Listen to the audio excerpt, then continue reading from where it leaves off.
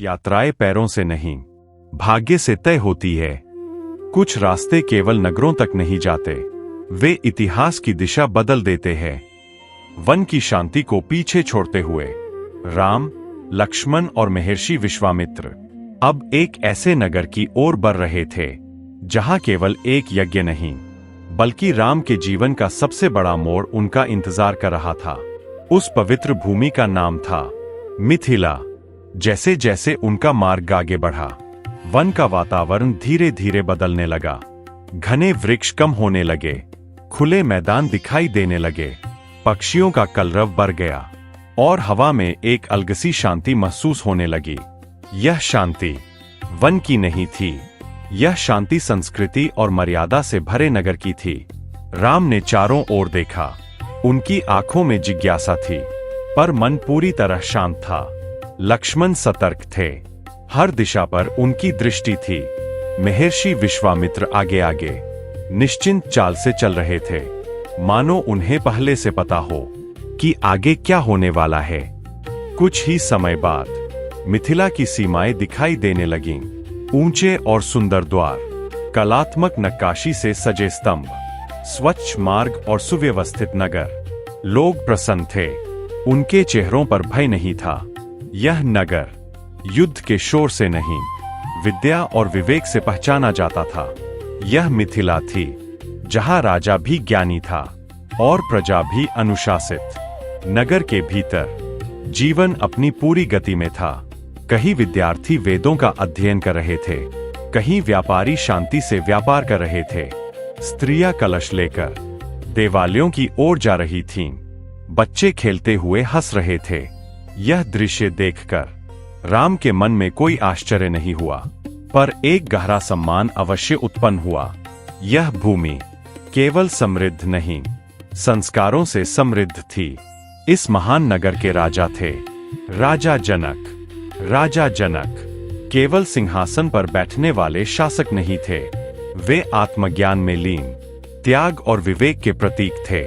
कहा जाता था कि वे राज्य चलाते हुए भी अहंकार से मुक्त रहते थे। राज्य उनके लिए कर्तव्य था और आत्मज्ञान उनका जीवन।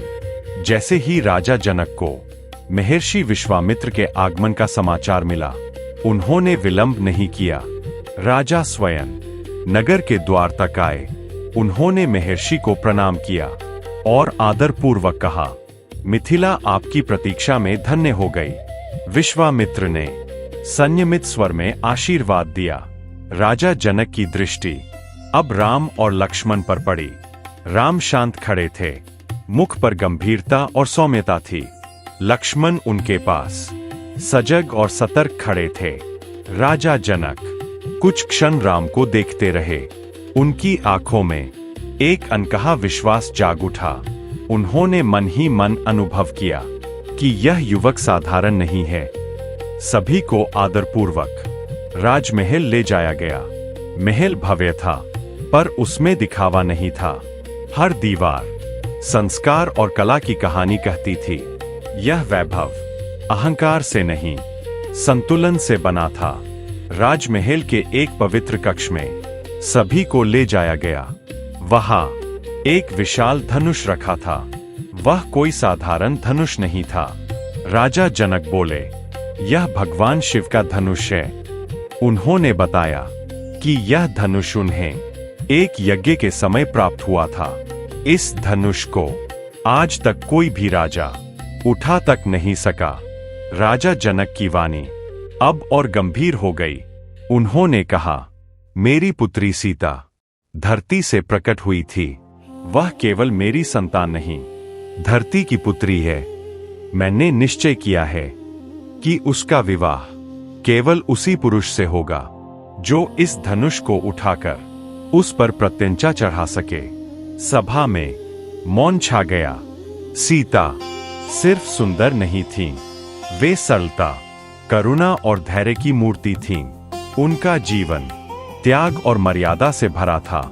राजा जनक जानते थे कि ऐसी कन्या का जीवन साथी असाधारण ही होना चाहिए। राजा जनक ने बताया कि इस यज्ञ के लिए दूर दूर से राजा आए हैं। बड़े योद्धा, शक्तिशाली राजा एक एक करके धनुष के पास गए। किसी ने उसे हिलाने का प्रयास किया, किसी ने उठाने का, पर कोई भी सफल नहीं हुआ। किसी के चेहरे पर लज्जा थी, किसी पर क्रोध। सभा में उत्सुकता और तनाव दोनों थे। लोग सोच रहे थे, क्या सच में कोई ऐसा है जो इस धनुष को उठा सके? राम शांत बैठे थे। उनके चेहरे पर न कोई घबराहट थी, न कोई उत्सुकता। वे बस अपने गुरु की ओर देख रहे थे। महर्षि विश्वामित्र सब कुछ देख रहे थे। राजाओं का असफल होना उनके लिए आश्चर्य नहीं था। उन्होंने धीरे से राम की ओर देखा। यह कोई आदेश नहीं था, पर एक संकेत था, मानो समय कह रहा हो, अब आगे बढ़ो। सभा में शिव का धनुष रखा था। एक ओर अहंकार से भरे राजा, दूसरी ओर एक शांत मर्यादित राजकुमार। मिथिला की धरती सांस रोके प्रतीक्षा कर रही थी। अगला क्षण केवल परीक्षा नहीं होगा, वह इतिहास बन जाएगा। सभा में सन्नाटा था। एक ओर भगवान शिव का विशाल धनुष, दूसरी ओर एक शांत राजकुमार। अनेक राजा असफल हो चुके थे, अहंकार टूट चुका था, पर धनुष अभी भी अडिग था। और अब महर्षि विश्वामित्र की दृष्टि राम पर टिक गई। राजा जनक ने गहरी सांस ली। उनके मन में चिंता थी। उन्होंने कहा, लगता है पृथ्वी वीरों से खाली हो गई है। सभा में बैठे राजाओं के चेहरे कठोर हो गए। कुछ को अपमान लगा, कुछ को क्रोध आया। लक्ष्मण की आंखों में हल्की ज्वाला चमकी, पर राम शांत बैठे रहे। महर्षि विश्वामित्र ने धीमे स्वर में कहा, राम उठो, शिव धनुष का दर्शन करो। यह आदेश था, यह समय था। राम ने बिना जल्दबाजी के उठकर पहले गुरु को प्रणाम किया, फिर पिता तुल्य राजा जनक की ओर देखा और धीरे धीरे धनुष की ओर बढ़े। राजमहल की बालकनी से सीता यह सब देख रही थीं। उनका हृदय शांत था, पर धड़कन तेज। उन्हें न पता क्यों, पर विश्वास था। राम धनुष के सामने खड़े हुए। वह धनुष विशाल था, भारी, अचल। सभा की सांसें थम गईं। राम ने पहले उसे प्रणाम किया। उनके लिए वह केवल शस्त्र नहीं था, वह भगवान शिव का प्रतीक था। राम ने धीरे से धनुष को हाथ लगाया। कोई जोर नहीं, कोई दिखावा नहीं। और तभी कुछ ऐसा हुआ जो किसी ने सोचा भी नहीं था। धनुष हिल गया। राम ने सहजता से धनुष को उठाया, जैसे कोई भारी वस्तु नहीं, बल्कि साधारण वस्तु हो। राम ने धनुष को मोड़कर उस पर प्रत्यंचा चढ़ाने का प्रयास किया।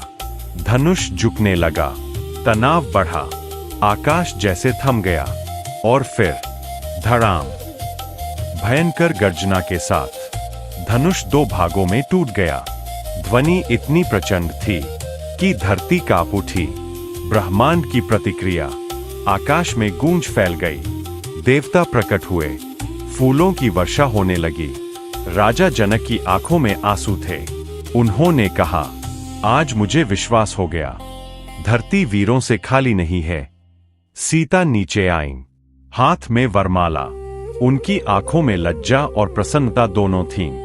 राम शांत खड़े थे। सीता ने वरमाला राम के गले में डाल दी। सभा में जय जयकार गूंज उठी। जय श्री राम। लक्ष्मण की प्रसन्नता। लक्ष्मण के चेहरे पर गर्व था, पर अहंकार नहीं। उन्होंने सिर झुकाया। यह केवल धनुष टूटना नहीं था, यह अहंकार का अंत था। यह धर्म की विजय थी। यह राम और सीता का दिव्य मिलन था। शिव धनुष टूट चुका था। मिथिला में उत्सव था। फूलों की वर्षा हो रही थी, जय जयकार गूंज रही थी। पर उसी समय धरती के किसी और कोने में एक महाशक्तिशाली तपस्वी के कानों में उस धनुष के टूटने की ध्वनि पहुंची और उनका क्रोध जाग उठा। वह थे भगवान परशुराम। राजमहल में हर्ष का वातावरण था। सीता और राम का मिलन सबके सामने हो चुका था। राजा जनक प्रसन्न थे, लक्ष्मण गर्व से भरे थे, विश्वामित्र शांत थे। तभी अचानक धरती कांपने लगी, आकाश में गूंज फैल गई, तेज हवा चलने लगी। सभा का उत्सव धीरे धीरे थम गया। महल के द्वार पर एक तेजस्वी पुरुष प्रकट हुए। लंबा शरीर, जटाएं, कंधे पर फरसा, आंखों में अग्नि। यह कोई साधारण ऋषि नहीं थे, यह वही थे जिन्होंने अपने क्रोध में 21 बार पृथ्वी से अत्याचारी क्षत्रियों का अंत किया था। सभा में सन्नाटा छा गया। परशुराम ने ऊंचे स्वर में कहा, किसने शिव धनुष तोड़ा? उनकी आवाज में बिजली थी। राजा जनक कुछ क्षण मौन रहे, फिर उन्होंने शांत स्वर में कहा, यह कार्य अयोध्या के राजकुमार राम ने किया है।